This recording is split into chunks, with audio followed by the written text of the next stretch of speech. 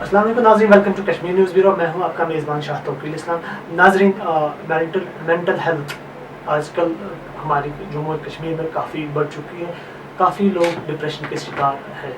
नाज़रीन, इसी सिलसिले में हम आज बात करने आए हैं डॉक्टर जुनैद नबी के साथ, जो सीनियर कंसल्टेंट हैं साइकेट्रिक। डॉक्टर साहब, आपका खैर मकदम है। अस्सलाम वालेकुम। डॉक्टर साहब, सबसे पहले जो ये डिप्रेशन है, मेंटल डिप्रेशन काफ़ी हद तक हम देख रहे हैं हमारे कश्मीर में बढ़ चुकी है। वजह इसकी क्या हो सकती है? अगर हम डिप्रेशन की बात करें तो ये बहुत ही कॉमन मेंटल प्रॉब्लम है, और जब भी हम मेंटल हेल्थ की बात करते हैं तो हमारे को हमेशा लगता है कि ये तकलीफ़ ही है, मगर इसमें पॉजिटिव चीज़ें भी है। जैसे हम कैसे एक चीज़ को हैंडल कर सकते हैं, कैसे हमारी जजमेंट है, कैसे हम टॉलरेंस बढ़ा सकते हैं, तो ये हमारे को पॉजिटिव लेवल आता है मेंटल हेल्थ का। जब हम नेगेटिव, जैसे जिसमें तकलीफ़ें हम बोल सकते हैं, तो इसमें डिप्रेशन सबसे बड़ा और बहुत ही कॉमन है। उसके साथ एंग्जाइटी इश्यूज़ भी हैं। अगर हम बात करें कि पिछले 30 साल से जो भी यहाँ पे टर्मोइल चल रहा है, वो सबसे बड़ा एक फैक्टर है। उसके साथ साथ बहुत सारे इश्यूज़ हैं, जैसे फ्रीक्वेंट लॉकडाउन्स होते रहते हैं। यहाँ का जो टॉलरेंस लेवल लोगों में बहुत कम हो गया। मानो जो पेशेंस थी पहले, वो पहले से बहुत कम है।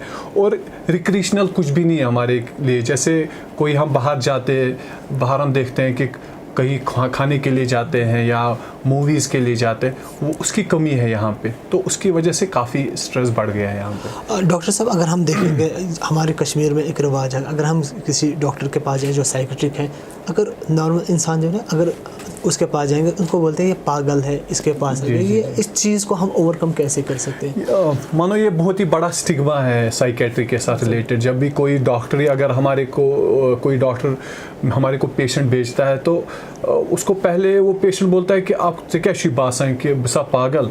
मगर अगर हम वो सेगमेंट देखें तो बहुत ही कम परसेंट है जो साइकेट्री की तकलीफ़ों में, जिसको हम इंसेन या जिनको हम इंसाइट जिनकी कम होती है तो उनको हम पागल बोल सकते हैं। वो हार्डली 1 या 2% है। बाकी जो 98% है, जिसमें एंग्जाइटी है, डिप्रेशन है, नींद की तकलीफ़ें हैं, सेक्सुअल रिलेटेड इश्यूज़ होते हैं, या फॉरगेटफुलनेस जिसको हम डिमेंशिया बोलते हैं, वो बहुत ही कॉमन है। और अगर वो आज एक को है, वो कल मेरे को भी हो सकता है, और वो कल किसी और को भी हो सकता है। तो ये काम करने के लिए ये पहले से ही, मानो ये घर से ही हमें स्टार्ट करना है। क्योंकि अगर हमारे को घर में भी कोई बोलते हैं कि ये ना तकलीफ़ है, इसको जहनी तकलीफ़ है, उसको भी वो बोलते हैं कि तुम पागल दवा खान, आप क्यों इतना खाते हो, इसकी लत लग जाएगी।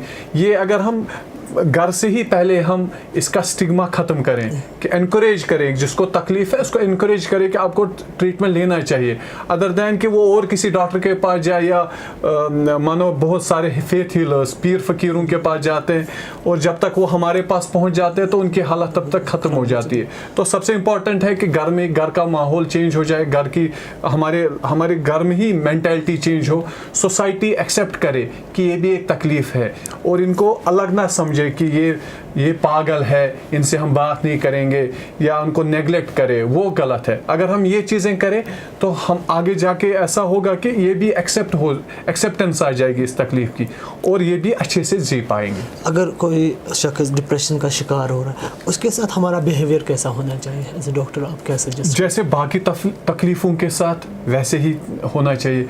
और लेकिन जो ये तकलीफ़ है, ये दिमाग की तकलीफ़ है। इसमें जितना अच्छा माहौल होगा, वो घर का माहौल हो या दोस्तों के साथ अच्छा व्यवहार हो, उनके साथ अच्छे से वो बर्ताव करें, वो बहुत अच्छा रहेगा उनके आउटकम के लिए। क्योंकि इसमें दवाई सिर्फ नहीं काम करती है, इसमें जो थेरेपीज़ होती हैं, काउंसलिंग, उसमें वो होता है, और उसके साथ साथ जो घर का माहौल होता है, मानो दोस्तों का पार्टिसिपेंट्स, उनको डिलीनेट ना करें, उनको अलग ना रखें, उनको भी समझे कि वो भी एक हमारी तरफ ही इंसान है।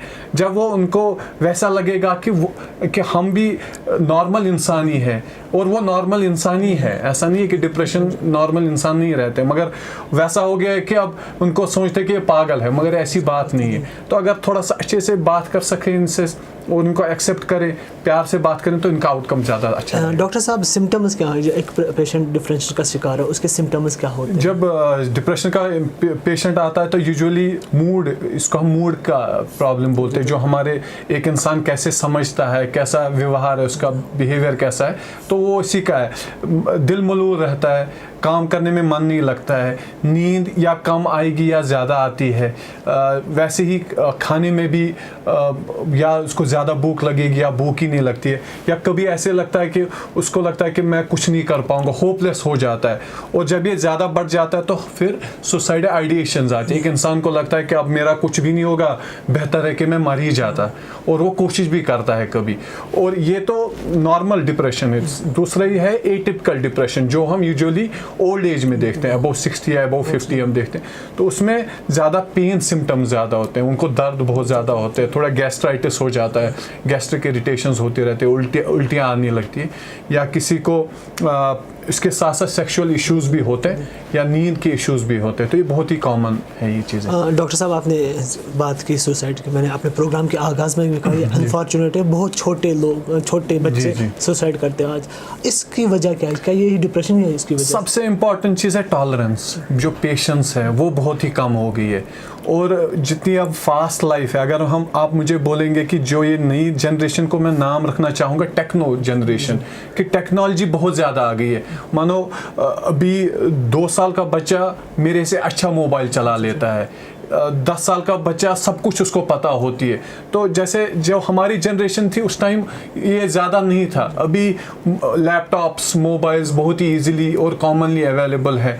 और उसके साथ साथ दूसरा जो फैक्टर है टॉलरेंस के साथ, कि पेरेंट्स का भी बहुत इंपॉर्टेंट रोल है, क्योंकि क्या अभी देखा गया है कि ट्रेंड है कि दोनों पेरेंट्स वर्किंग है और बच्चा नेगलेक्ट हो जाता है, और हम वो टाइम देने के बदले हम क्या करते हैं कि हम उसको पैसा दे देते हैं। जब वो पैसा ज़्यादा मिल जाता है तो उसको पता नहीं होती एक बच्चे को कि हम कैसे खर्च करें, तो वो फिर गलत सोहबत में भी लग सकता है। जैसे आपने देखा होगा कि ड्रग अब्यूज़ बहुत ज़्यादा बढ़ गया है, तो वो एक चीज़, वो भी एक बहुत बड़ा फैक्टर हो जाता है सुसाइड का। और जो प्रेशर है, जो मानो एकेडमिक प्रेशर है, मानो एक्सपेक्टेशन बहुत ज़्यादा है।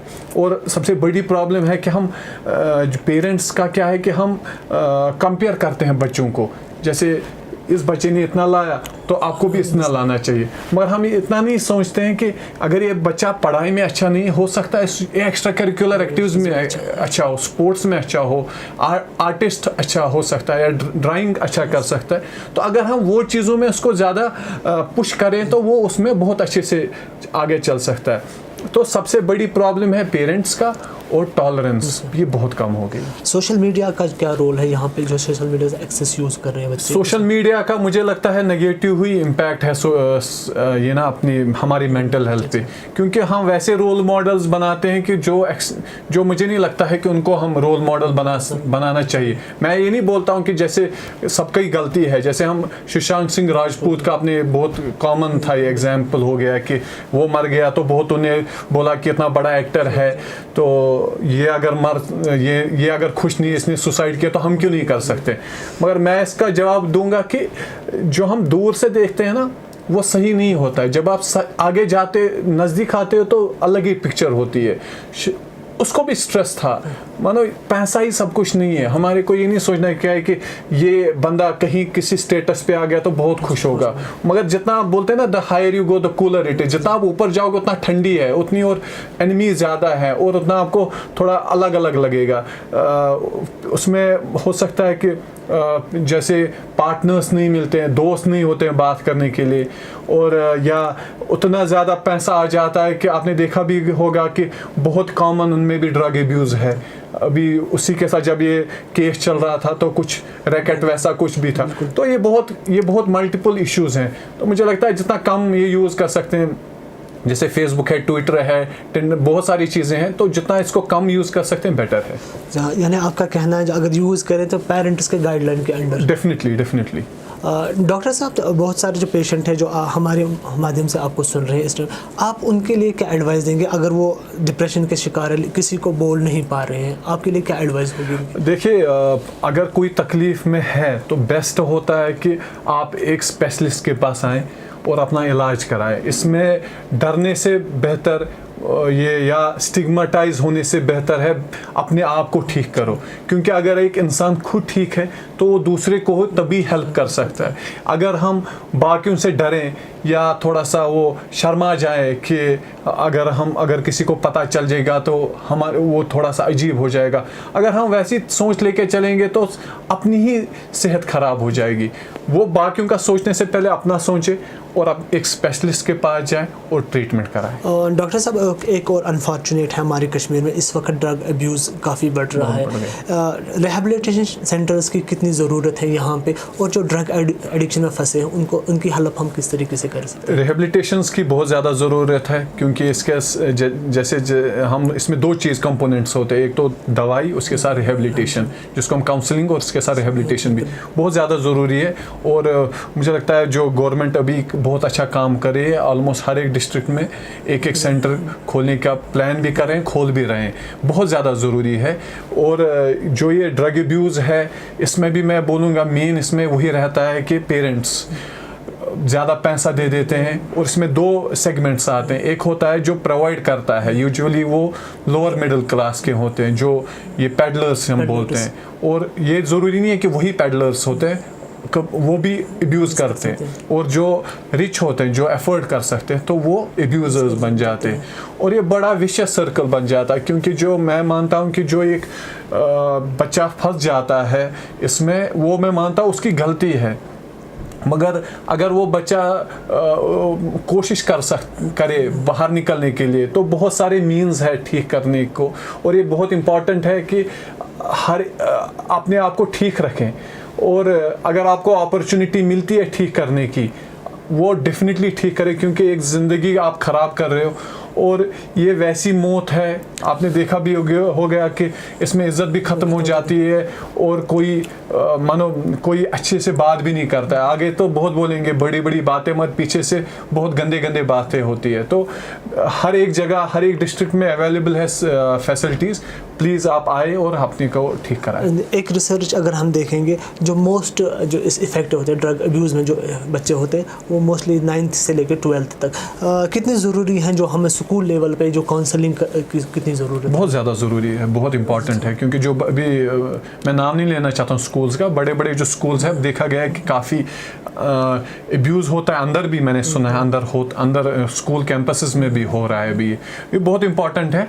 और सबसे इम्पॉर्टेंट है, मैं मानूंगा कि सबसे बड़ा मेन है स्कूल, घर जो है सबसे बड़ा, और सबसे पहला स्कूल है बच्चे का घर, और सबसे पहले टीचर्स है पेरेंट्स। जो उनका रोल है वही मानो बोलते हैं ना, इनकलकेट करते हैं अपनी फीचर्स पेरेंट्स के, वो बचपन से ही होता है। अगर वो उनका घर का माहौल अच्छा है, उन्होंने अच्छा सीखा है, तो बहुत ही कम चांसेस है वो कि इस वबा में वो फंस जाएंगे।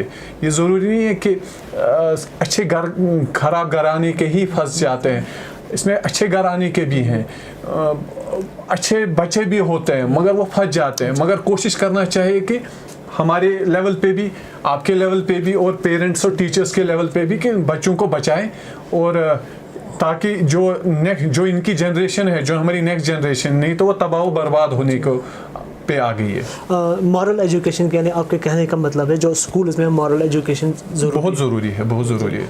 और जैसे आपने बोला काउंसलिंग, वो बहुत इंपॉर्टेंट मुझे लगता है। अभी एक साइकियाट्रिस्ट और एक क्लिनिकल साइकोलॉजिस्ट हर एक स्कूल के साथ अटैच ही होना चाहिए किसी तरीके से, क्योंकि बहुत इंपॉर्टेंट है। डॉक्टर साहब, चलते चलते हम आपकी मैसेज क्या होगी, हमारी जो नाजरीन है आपको देख रही है इस वक्त, आपकी मैसेज क्या होगी? मैं आपको ये चीज़ बोलना चाहूँगा कि जो मेंटल हेल्थ है, जितना इम्पॉर्टेंट मेंटल हेल्थ है, उतनी इम्पॉर्टेंट हमारी फिजिकल हेल्थ है। जितना इम्पॉर्टेंस आप फिजिकल हेल्थ को देते हो, उतना ही इम्पॉर्टेंस एक मेंटल हेल्थ को भी दीजिए। और ये अगर हमारा दिमाग ठीक है तो हमारा जिस्म भी ठीक है। एक इम्पॉर्टेंट कोट में यहाँ पे बोलना चाहूँगा कि एक इंसान ने सही बोला था कि सबसे इम्पॉर्टेंट इंसान, एक चीज़ दुनिया में एक इंसान है, और एक इंसान में सबसे इम्पॉर्टेंट चीज़ है दिमाग। अगर हमारा दिमाग ठीक है तो पूरा हमारा जिस्म ठीक है। तो इस स्टिग्मा से बचें, और जब भी कोई ऐसी तकलीफ़ हो, आप शर्म को छोड़ के, परेशानी को छोड़ के एक कंसल्टेंट और एक स्पेशलिस्ट के पास आए और अपने आप को ट्रीट कराएं। डॉक्टर साहब शुक्रिया हमें टाइम देने के लिए। नाज़रीन, एक थे डॉक्टर जुनैद नबी जो हमसे बात कर रहे थे। अगले प्रोग्राम में अगले टॉपिक को लेकर फिर से आपसे मुलाकात करेंगे, तब तक दीजिए इजाज़त। अल्लाह।